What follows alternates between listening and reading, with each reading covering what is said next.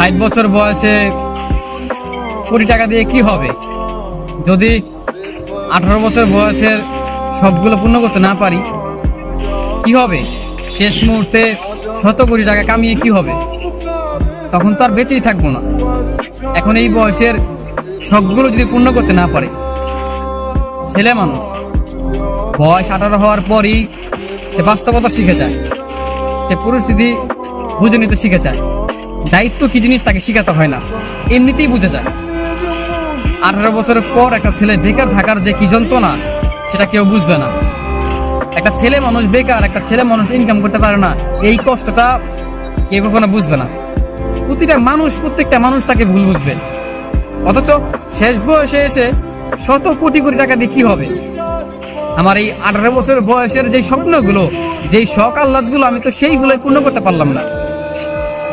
জীবন তো 18 বছরে এসেই থেমে গেছে। মনে হয় না যে সামনে ভালো কিছু হবে, তারপর নতুন করে স্বপ্ন দেখি যে জীবনে ভালো কিছু করব।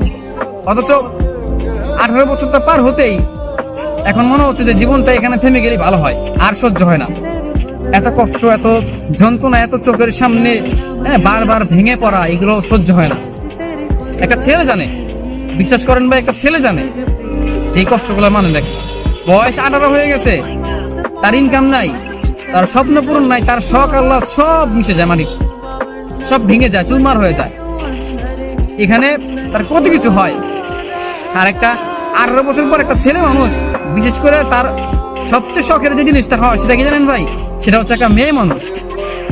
হ্যাঁ, টাকা পয়সা হিসেবে পরে আসে, কিন্তু একটা মেয়ে মানুষের প্রেমে সে পড়ে। একটা ছেলের বয়স যখন 18 বছর পার হয় না, তখন সে একটা মেয়ের প্রেমে পড়ে। এখন 60 বছর বয়সে গিয়ে ভালোবাসা থাকবে, কিন্তু সেই বয়সটাকে থাকবে আর থাকবে না। 60 বছর পরে গিয়ে যদি আমি 100 কোটি টাকা পাই বা শখের মানুষকে পাই, তখন কি লাভ হবে? বাঁচবি বা কয়দিন? মানুষ বাঁচি বা কয়দিন?